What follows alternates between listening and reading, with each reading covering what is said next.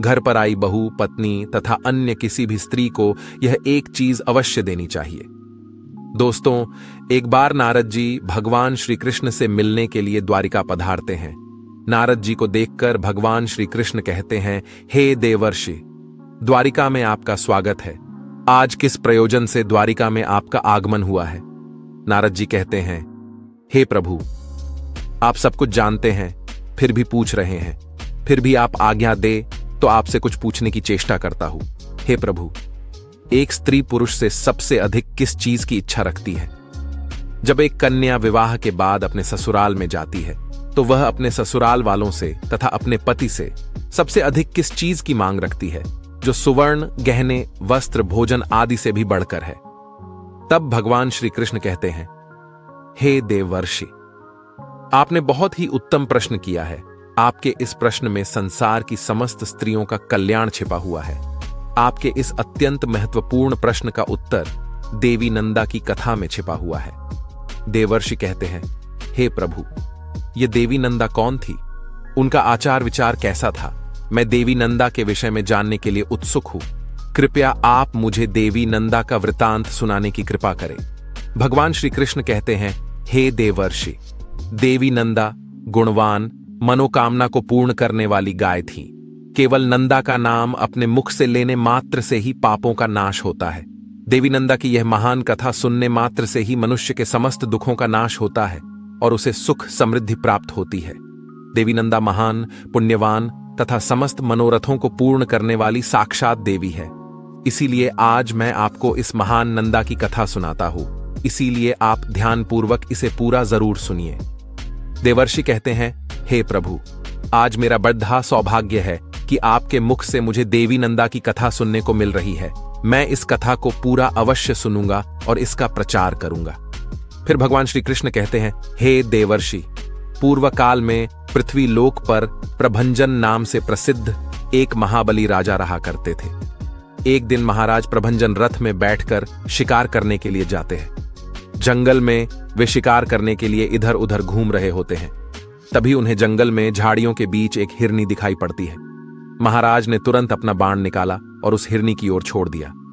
बाण लगते ही हिरनी घायल हो गई और चारों ओर देखने लगी तो उसकी दृष्टि महाराज प्रभंजन पर पड़ी। महाराज को हाथ में धनुष्य लेकर खड़ा हुआ देखकर हिरनी बोलने लगी, अरे दुष्ट, ये तूने क्या कर दिया? तुम्हारा यह कर्म पाप से भरा हुआ है। मैं निर्भय होकर इस वन में अपने बछड़े को दूध पिला रही थी। ऐसी अवस्था में तूने मुंह निरपराध हिरनी को अपने बाण का निशाना बनाया। तू बहुत निर्दयी और क्रूर है। शास्त्र कहते हैं कि बच्चे को स्तनपान करती हुई स्त्री की ओर देखना भी महापाप होता है। तूने तो मेरी हत्या करने की चेष्टा की है। अब मेरी मृत्यु के बाद मेरे बछड़े का क्या होगा? उसकी रक्षा कौन करेगा? हे निर्दयी राजा, तेरे इस पाप के लिए मैं तुझे श्राप देती हूं कि तू इसी क्षण कच्चा मांस खाने वाला व्याघ्र हो जा और इसी वन में तू निवास कर। उस हिरनी का श्राप सुनते ही महाराज प्रभंजन के पसीने छूटने लगे और वह हिरनी से क्षमा याचना करने लगा। महाराज उस हिरनी के सामने बैठकर हाथ जोड़कर प्रार्थना करने लगा, हे कल्याणी, मुझे क्षमा करो।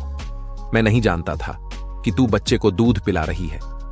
मैंने अनजाने में ही तेरा वध किया है। कृपया मेरी इस भूल को क्षमा करो और मुझे इस श्राप से मुक्ति की अवधि बताओ। फिर वह हिरनी कहने लगी, हे राजन, आज से 100 वर्ष बीत जाने के बाद इस वन में नंदा नाम की गाय आएगी। वही तुझे इस पाप से मुक्ति दिलाएगी। और फिर राजा तुरंत ही एक बाघ के रूप में बदल गया। उस बाघ का आकार बहुत ही बड़ा और घोर भयानक था।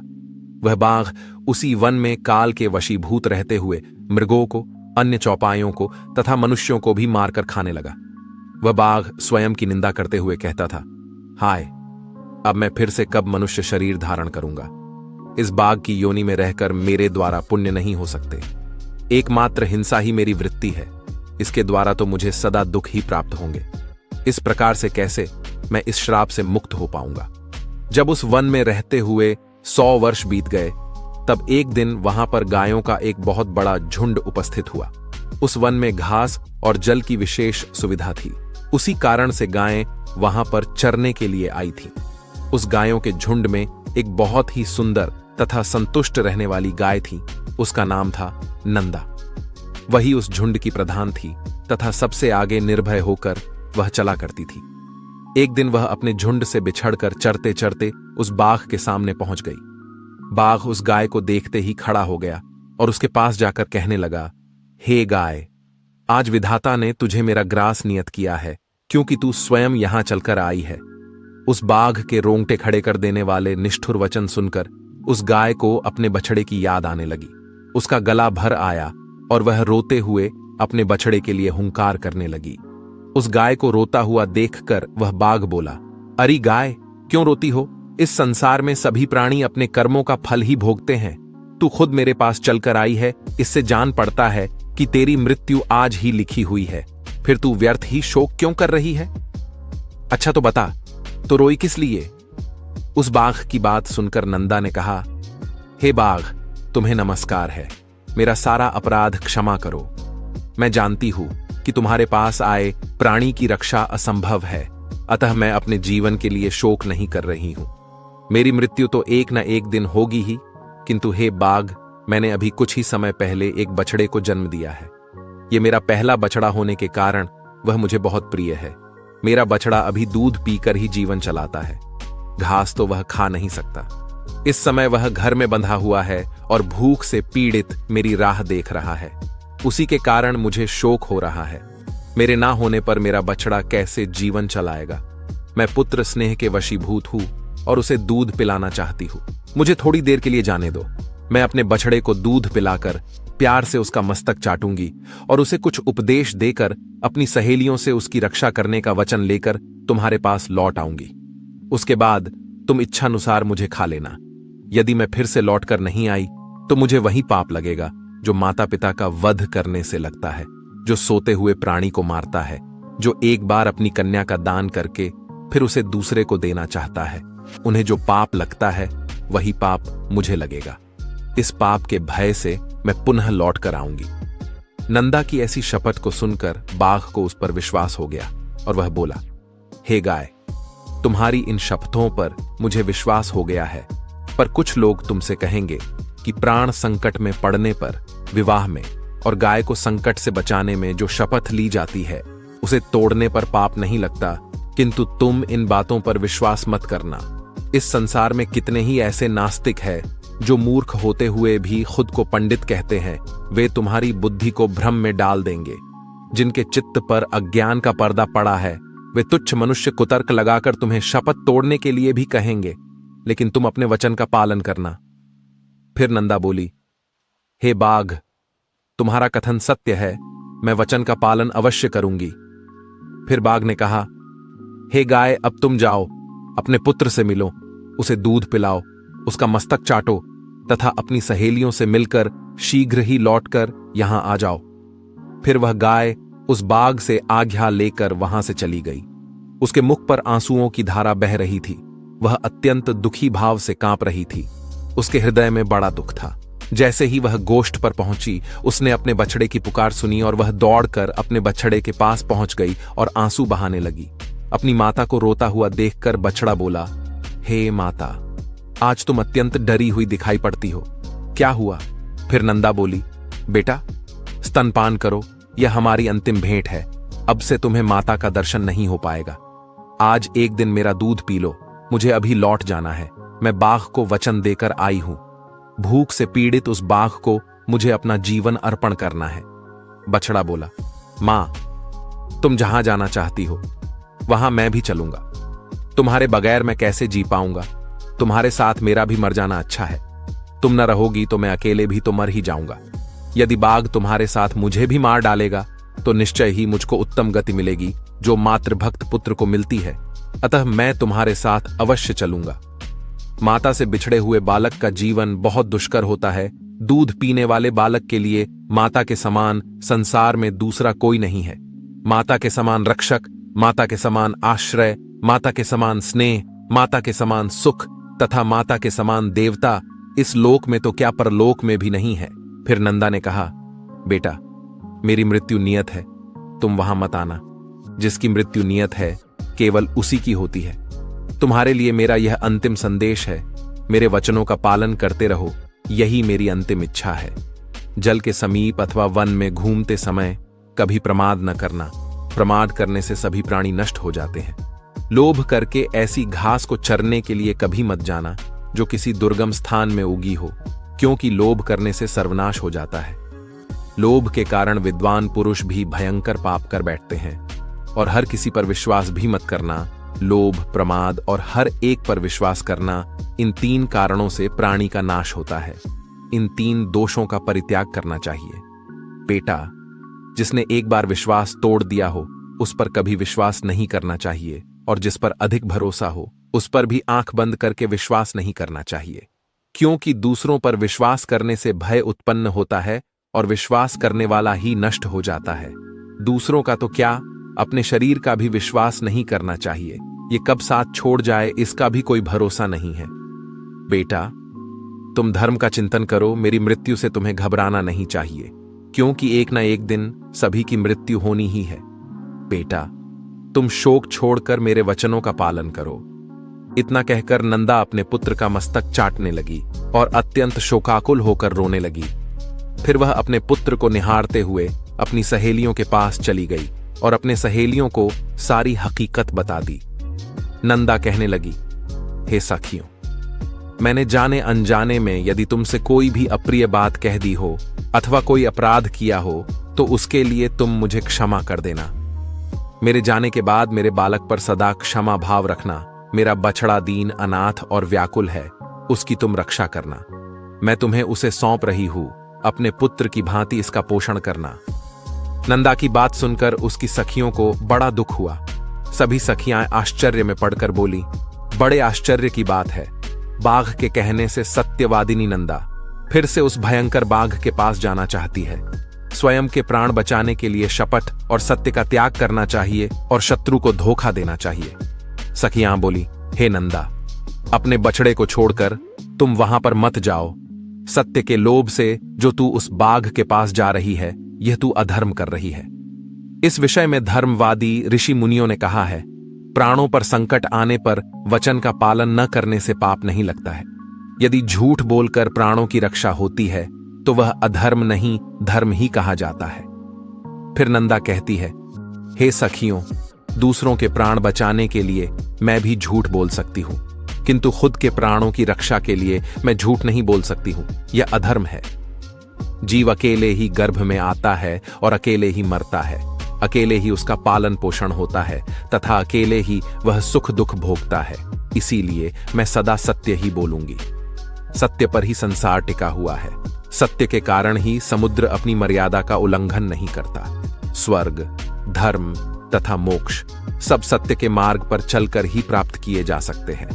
जो अपना वचन तोड़ता है वह अपने सभी पुण्य कर्मों को नष्ट कर डालता है। सत्य ही अगाध जल से भरा हुआ तीर्थ है। जो उस तीर्थ में स्नान करता है वह सब पापों से मुक्त होकर परम गति को प्राप्त करता है। 1000 अश्वमेध यज्ञ और सत्य वचन, ये दोनों अगर तराजू पर रखे जाएं तो सत्य का पलड़ा भारी होगा। सत्य ही उत्तम तप है। सत्य ही उत्कृष्ट शास्त्र ज्ञान है। संपूर्ण आश्रयों में सत्य का आश्रय ही श्रेष्ठ माना गया है। कितनी भी मुश्किल परिस्थिति खड़ी हो जाए, सत्य का पालन हमेशा करना चाहिए। सत्य के उच्चारण से बड़ा पापी भी स्वर्ग में पहुंच जाता है। इसीलिए मैं सत्य का परित्याग कभी नहीं कर सकती।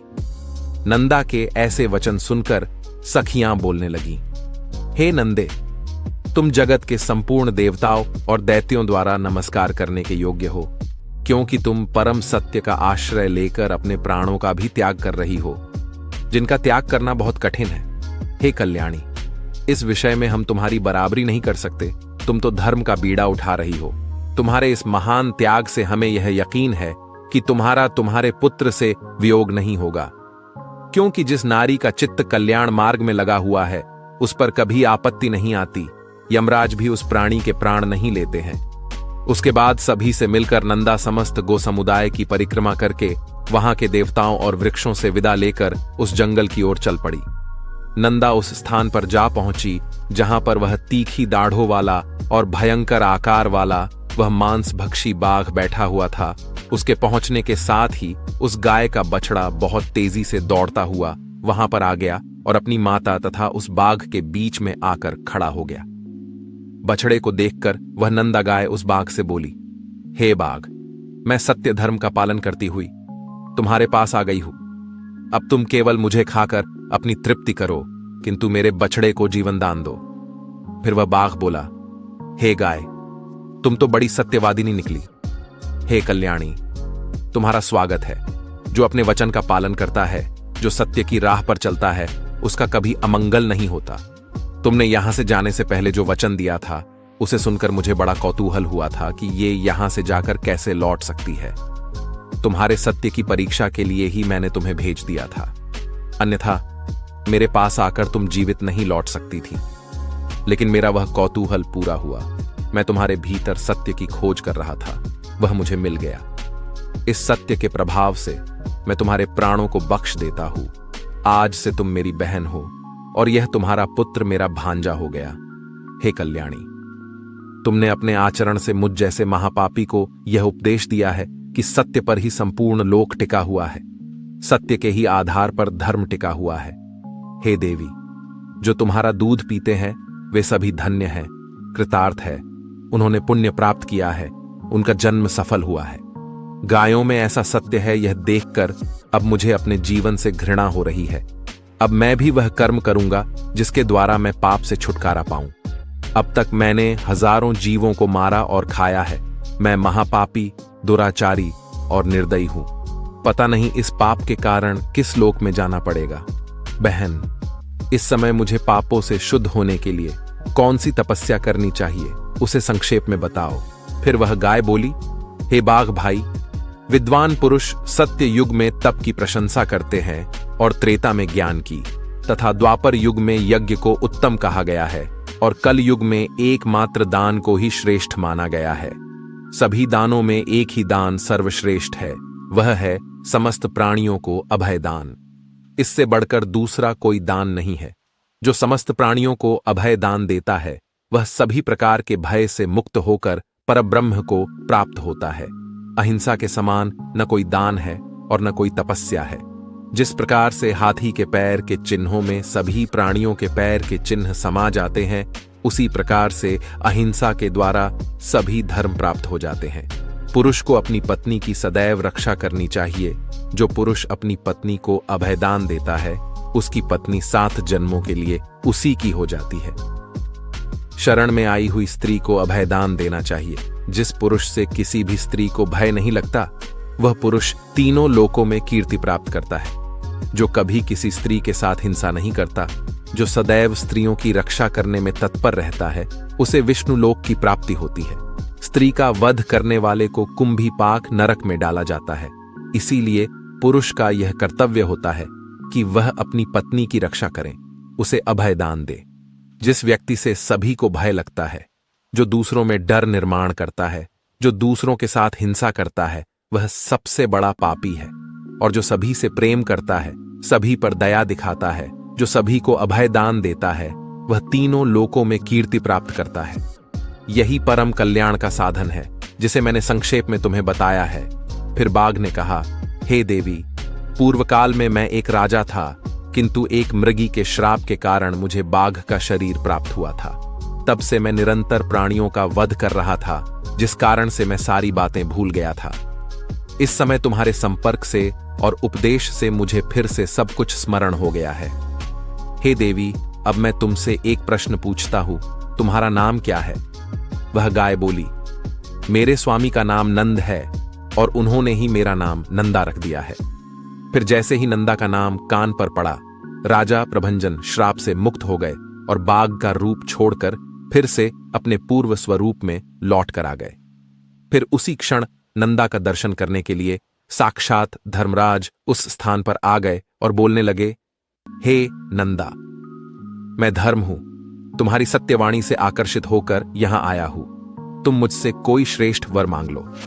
धर्म का वचन सुनकर नंदा ने यह वर मांगा, हे धर्मराज, आपकी कृपा से मैं अपने पुत्र सहित उत्तम पद को प्राप्त हो जाऊं। इस स्थान पर मौजूद जो सरस्वती नदी है, वह मेरे ही नाम से प्रसिद्ध हो और इसका नाम नंदा पड़ जाए। यह स्थान पर धर्म प्रदान करने वाला शुभ तीर्थ बन जाए। इस प्रकार से वर मांगने पर धर्मराज ने तथास्तु कहकर वहां से अदृश्य हो गए और नंदा अपने बछड़े के साथ उत्तम लोक को चली गई। तो दोस्तों, इस प्रकार से इस कथा के माध्यम से हमें पता चलता है कि सबसे बड़ा दान अभय दान है। कभी भी अपने माता पिता, पत्नी, मित्र आदि के साथ हिंसा ना करे, सभी से प्रेम करे और संसार के सभी प्राणियों को अभय दान प्रदान करे। यह कथा आपको कैसी लगी कमेंट करके जरूर बताएं। वीडियो अच्छा लगा तो इसे लाइक जरूर करे और कमेंट में जय गौ माता तथा जय श्री कृष्ण जरूर लिखे। साथ ही चैनल को सब्सक्राइब करें ताकि ऐसी ही आध्यात्मिक जानकारी आपको प्राप्त हो। आज की प्रस्तुति में बस इतना ही। आप